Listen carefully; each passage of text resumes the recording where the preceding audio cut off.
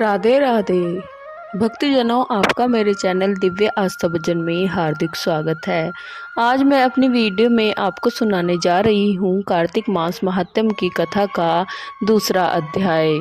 कार्तिक माह तप और व्रत का माह है। इस माह में भगवान की भक्ति और पूजा अर्चना करने से मनुष्य की सारी इच्छाएं पूर्ण होती हैं।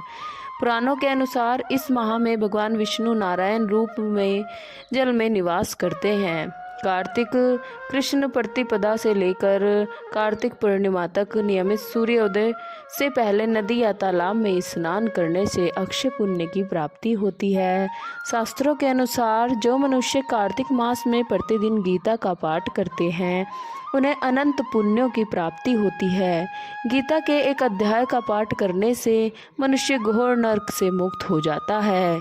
स्कंद पुराण के अनुसार इस महीने में अन्न दान करने से पापों का सर्वथा नाश हो जाता है। तो भक्तजनों, आइए कार्तिक महात्म्य की कथा शुरू करते हैं। चरण गुरुदेव के लिखु शब्द अनूप, कृपा करे भगवान सदचित आनंद स्वरूप। भगवान श्री कृष्ण आगे बोले, हे प्रिय, जब गुणवंती को राक्षस द्वारा अपने पति एवं पिता के मारे जाने का समाचार मिला तो वह विलाप करने लगी। हा नाथ, हा पिता, मुझको त्याग कर तुम कहाँ चले गए? मैं अकेली स्त्री तुम्हारे बिना अब क्या करूं? अब मेरे भोजन वस्त्र आदि की व्यवस्था कौन करेगा? घर में प्रेम पूर्वक मेरा पालन पोषण कौन करेगा? मैं कुछ भी नहीं कर सकती। मुझ विधवा की कौन रक्षा करेगा? मैं कहाँ जाऊं? मेरे पास तो अब कोई ठिकाना भी नहीं रहा। इस प्रकार विलाप करते हुए गुणवंती चक्कर खाकर धरती पर गिर पड़ी और बेहोश हो गई। बहुत देर बाद उसे होश आया तो वह पहले की ही भांति करुण विलाप करते हुए शोक सागर में डूब गई। कुछ समय के पश्चात जब वह संभली तो उसे ध्यान आया कि पिता और पति की मृत्यु के बाद मुझे उनकी क्रिया करनी चाहिए जिससे उनकी गति हो सके। इसलिए उसने अपने घर का सारा सामान बेच दिया और उससे प्राप्त धन से उसने अपने पिता एवं पति का श्राद्ध आदि क्रम किया। तत्पश्चात वह उसी नगर में रहते हुए आठों पहर भगवान विष्णु की भक्ति करने लगी। उसे मृत्यु पर्यंत तक नियम पूर्वक सभी एकादशी का व्रत और कार्तिक महीने में उपवास एवं व्रत किए। हे प्रिय, एकादशी और कार्तिक व्रत मुझे बहुत ही प्रिय है। इनसे मुक्ति, भुक्ति, पुत्र तथा संपत्ति प्राप्त होती है। कार्तिक मास में जब तुला राशि पर सूर्य आता है तब ब्रह्म मुहूर्त में उठकर स्नान करने व व्रत व उपवास करने वाले मनुष्य मुझे बहुत प्रिय हैं, क्योंकि यदि उन्होंने पाप भी किए हों तो वह भी स्नान व व्रत के प्रभाव से उन्हें मोक्ष प्राप्त हो जाता है। कार्तिक में स्नान, जागरण, दीप दान तथा तुलसी के पौधे की रक्षा करने वाले मनुष्य साक्षात भगवान विष्णु के समान हैं।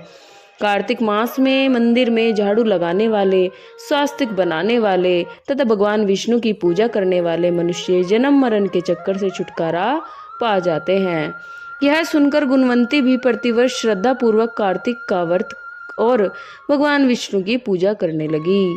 हे प्रिय, एक बार उसे ज्वर हो गया। वह बहुत कमजोर हो गई। फिर भी वह किसी प्रकार गंगा स्नान के लिए चली गई। गंगा तक तो वह पहुंच गई, परंतु शीत के कारण बुरी तरह से कांप रही थी। इस कारण वह शिथिल हो गई। तब मेरे दूत उसे मेरे धाम में ले आए। तत्पश्चात ब्रह्मा आदि देवताओं की प्रार्थना पर जब मैंने कृष्ण का अवतार लिया तो मेरे गण भी मेरे साथ इस पृथ्वी पर आए, जो इस समय यादव हैं। तुम्हारे पिता पूर्व जन्म में देव शर्मा थे, जो इस समय सचित्र हैं। पूर्व जन्म में चंद्र शर्मा, जो तुम्हारा पति था, वह डाकू है। और हे देवी, तू ही वह गुणवंती है। कार्तिक व्रत के प्रभाव के कारण ही तू मेरी अर्धांगिनी हुई है। पूर्व जन्म में तुमने मेरे मंदिर के द्वार पर तुलसी का पौधा लगाया था। इस समय वह मेरे महलों के आंगन में कल्प वृक्ष के रूप में विद्यमान है। उस जन्म में जो तुमने दीपदान किया था, उसी कारण तुम्हारी देह इतनी सुंदर है और तुम्हारे घर में साक्षात लक्ष्मी का वास है। चूंकि तुमने पूर्व जन्म में अपने सभी व्रतों का फल पति स्वरूप विष्णु को अर्पित किया था, उसी के प्रभाव से इस जन्म में तुम मेरी प्रिय पत्नी हुई हो। पूर्व जन्म में तुमने नियम पूर्वक जो कार्तिक मास का व्रत किया था, उसी के कारण मेरा और तुम्हारा कभी वियोग नहीं होगा। इस प्रकार कार्तिक मास में व्रत आदि करने वाले मनुष्य मुझे तुम्हारे समान प्रिय हैं। दूसरे जप तप यज्ञ दान आदि करने से प्राप्त फल कार्तिक मास में किए गए व्रत के फल से बहुत थोड़ा होता है, अर्थात कार्तिक मास के व्रतों का 16वां भाग भी नहीं होता। इस प्रकार सत्यभामा भगवान श्री कृष्ण के मुख से अपने पूर्व जन्म के पुण्य का प्रभाव सुनकर बहुत प्रसन्न हुई, खुश हुई। भक्तजनों, इस प्रकार कार्तिक महात्म अध्याय 2 पूर्ण हुआ। प्रेम से बोलिए तुलसी माता की जय, श्री हरि विष्णु भगवान की जय। भक्तजनों, यदि आपको मेरी वीडियो पसंद आई हो तो कृपया चैनल को लाइक, शेयर और सब्सक्राइब करें। धन्यवाद।